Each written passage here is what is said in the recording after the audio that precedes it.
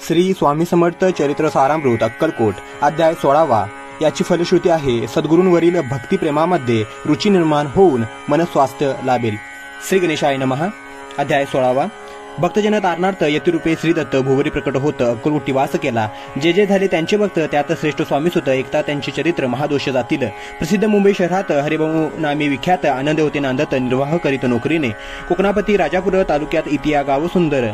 हरिभाऊ तेथील राहणार जात मराठे तयांची। ते खोत या गावचे होते संपन्न पूर्वीचे। त्याच गावी तयांचे माता बंधू राहते।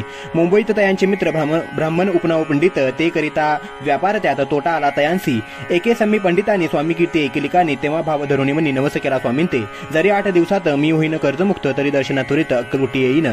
याची 7 दिवस झाले काही अनुभव न आले तो नवल एक वर्तले एका चित्त देऊनी। हरिभाऊ आणि त्यांचे मित्र अफूचा व्यापार करिता त्यात आपणा नुकसान सत्य येईल असे वाटले।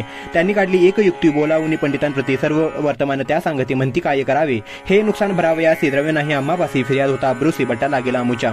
तेव्हा पंडित बोलले मलाही काही कर्ज झाले निघेल माझे दिवाळी यात संशय असेना।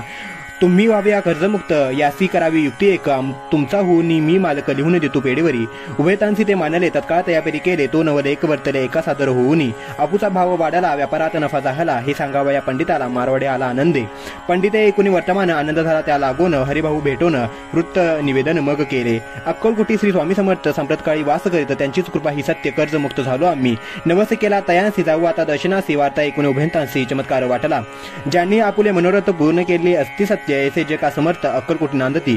तरी अक्कलकोटाप्रती येतो तुमच्या सांगाती आम्ही पाहुनी या स्वामी मूर्ती जन्म सार्थक करू की। गजानन हरिभाऊ पंडित त्रिवर्ग अक्कलकोटी जात समर्थांचे दर्शन घेत पूजन करीत भक्तीने।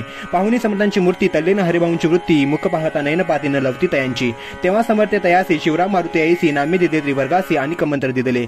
पंडिता राम म्हटले गजानना शिवनाम दिदले मारुती हरिभाऊ समटले तिघे केले एक रूप। मग समर्थ त्यावेळी त्रिवर्गाजवळ बोलाविले तिघांचे 3 श्लोक म्हटले मंत्र म्हणून ते ऐका।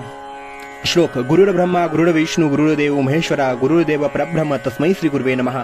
ऐसा मंत्र हरिभाऊन ते दिदला असे समर्थे तेव्हा त्यांच्या आनंदात ते पारावर नसेचे। दुसरा मंत्र गजाननाला तयावेळी शिन्नी दिदला तेव्हा तयांच्या मनाला आनंद झाला बहुसा। श्लोक आकाशात पतित तोय यथा गच्छति सागरम सर्वदेव नमस्कारम केशवम प्रति गच्छति। संतोषले त्यांचे मन मग पंडिताजवळ घेऊन एक मंत्र उपदेशून केले पावन तयांते।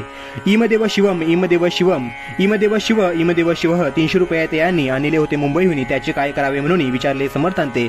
याचा प्रश्न ऐकून समर्थ बोलले त्या लागून त्याच्या पादुका बनवून येथे आणाव्या सत्वर। स्वामी सन्निध काही दिन त्रिवर्ग राहिले आनंदाने हरिभाऊंचे तन मन स्वामीच्या निदृढ झाले। काही दिवस गेल्यावर त्रिवर्ग एके अवसरी उभे राहून जोडल्या करी आज्ञा मागती जावया। आज्ञा मिळता तयांसी आनंदे आले मुंबईचे। हरिभाऊंच्या मानसी ध्यास लागला स्वामींचा। व्यवहारी वर्तता स्वस्थता नसे चित्ता गोड न लागेची संसार वार्ता चैन सेक्षणवरी।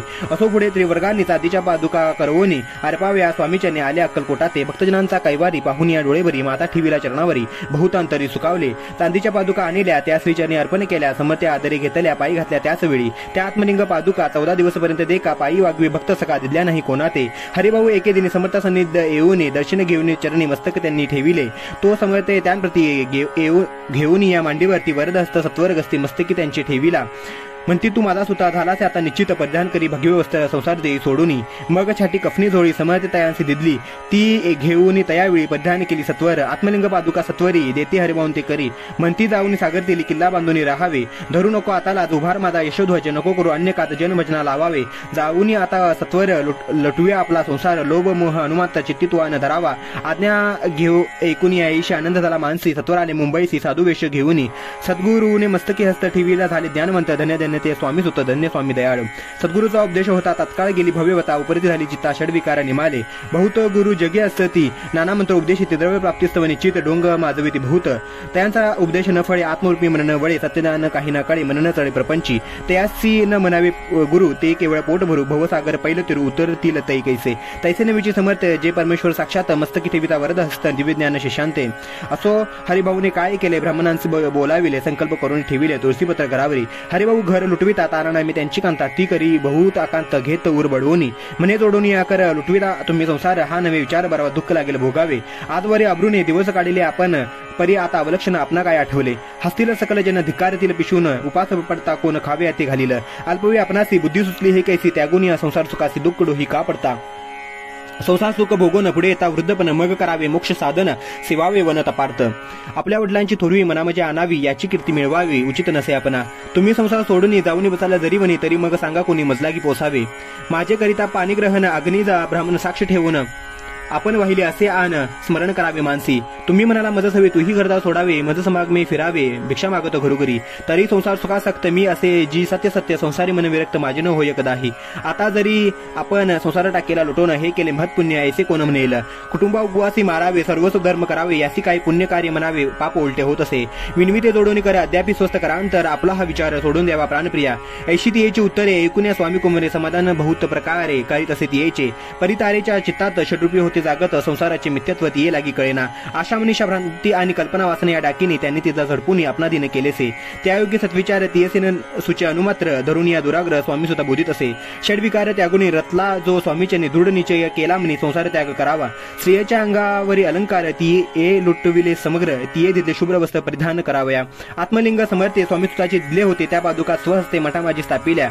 कामाठीपुरात त्या समी मठ स्थापिला असे पाही हरिभाऊ होऊन गोसावी मठामाजी राहिले. धन्य धन्य ते स्वामी सुत गुरुवाज्ञेने झाले विरक्त. परिजन त्यांचे निंदत नाना दोष देऊनी. पूर्वजन्मी तप केले त्याचे फळ प्राप्त झाले. सद्गुरुचरणी विनटले सर्व फिटले भव दुःख. धन्य धन्य स्वामी माऊली सुतावरी कृपा केली. त्यांच्या करुणेची सावली विष्णू शंकरावरी असो. श्री स्वामी समर्थ चरित्र सारामृत नाना प्राकृत कथा संमत सदा भाविक भक्त परिसोत 16वा अध्याय गोडाहा. इति श्री स्वामी समर्थ चरित्र सारामृत स्वामी सुत चरित्र वर्णनम नाम षोडशोऽध्यायः. श्रीरस्तु शुभं भवन्तु.